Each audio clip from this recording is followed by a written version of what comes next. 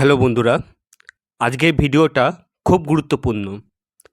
এখন এয়ারপোর্টে চাকরি দেওয়ার নামে খুব প্রতারণা চলছে।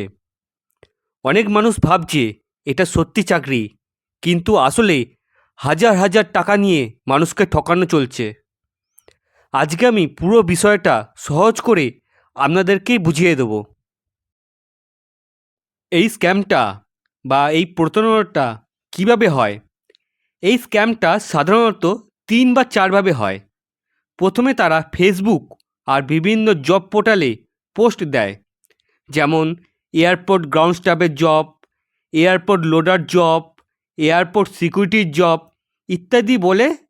তারপর তারা নিচে লেখে ১০ম বা ১২ পাস হলেই, মানে 12 পাস হলেই চাকরি হবে, মাসে ১৮ থেকে ৩০,০০০ টাকা বেতন। এরপর তারা আপনাকে ফোন করবে, মেসেজ করবে আর বলবে আপনার সিলেকশন হয়ে গেছে। কেউ কেউ আবার ইন্টারভিউতে ডেকেও নেয় অফিসে। সেই অফিসও 420-র মতো অফিস, সেটাও আমি পরে বলে দিচ্ছি।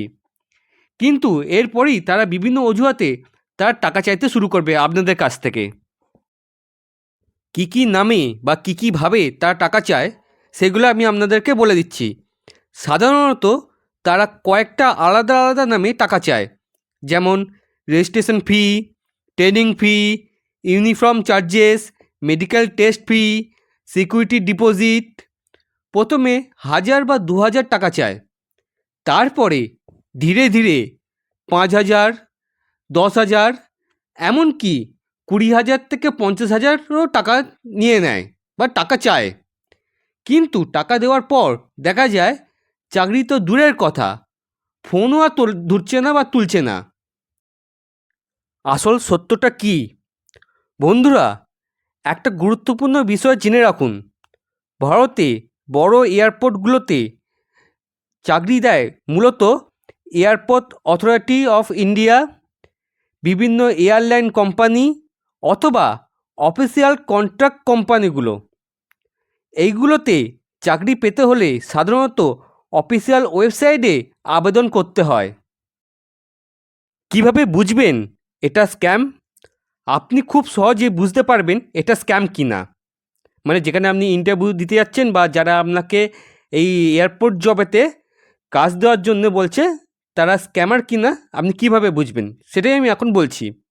প্রথম, যদি বলে আগে টাকা দিন তারপর জয়েনিং। দ্বিতীয়, যদি ইন্টারভিউ ছাড়া সরাসরি সিলেকশন বলে। তৃতীয়, যদি শুধু হোয়াটসঅ্যাপে যোগাযোগ করে।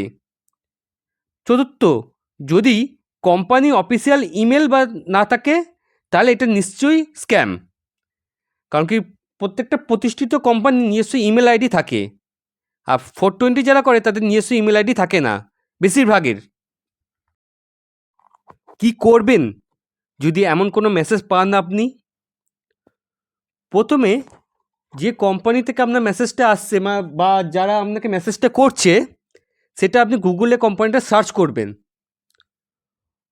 অফিসিয়াল ওয়েবসাইটে দেখবেন। কোনো অজানা ব্যক্তিকে কোনো টাকা পাঠাবেন না। আর যদি ইতিমধ্যে প্রতারণা হয়ে থাকে বা আপনি প্রতারিত হয়ে থাকেন তাহলে সাইবার ক্রাইম পোর্টালে অভিযোগ করবেন। এই ভিডিওটা যত বেশি সম্ভব শেয়ার করুন, যাতে আরও কেউ এয়ারপোর্ট জবের নামে প্রতারণার শিকার না হয়। এমন আরও সত্য তথ্য জানতে আমাদের চ্যানেলটা সাবস্ক্রাইব করবেন। তাছাড়া আমি নেক্সট ভিডিওতে বলে দেবো যে আমার সাথে কী কী ঘটনা ঘটেছিল। কারণ আমি একটা জায়গায় এরকম জব পোর্টালেতে একটা এরকম জব এসেছিলো, আমি অ্যাপ্লাই করেছিলাম। আমাকে ইন্টারভিউয়ের জন্য ডেকেছিল, আমি সেখানে ইন্টারভিউও দিতে গেছিলাম। সেখানে ইন্টারভিউ দিতে গিয়ে আমার কাছে এরকম অনেকগুলো টাকার অ্যামাউন্ট চেয়ে বসেছিল। আমি টাকা পাকা দিইনি, কিন্তু অনেক কিছু জিনিস আমি ওখান থেকে দেখে আসতে পেরেছি।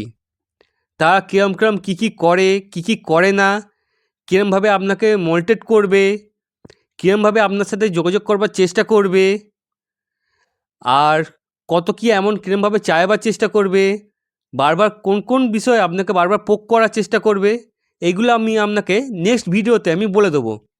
নেক্সট ভিডিওটা খুবই গুরুত্বপূর্ণ, কারণ নেক্সট ভিডিওটা আমি আগেই বলেছি যে আমার সাথে ঘটেছে, আমি সেখানে ইন্টারভিউ দিতে গেছিলাম একবার। আজকের এই ভিডিওটা এখানেই শেষ হচ্ছে। নেক্সট ভিডিওতে আবার দেখা হবে। আপনারা ভালো থাকবেন আর এই প্রতারিত জায়গা থেকে দূরে থাকবেন। ধন্যবাদ।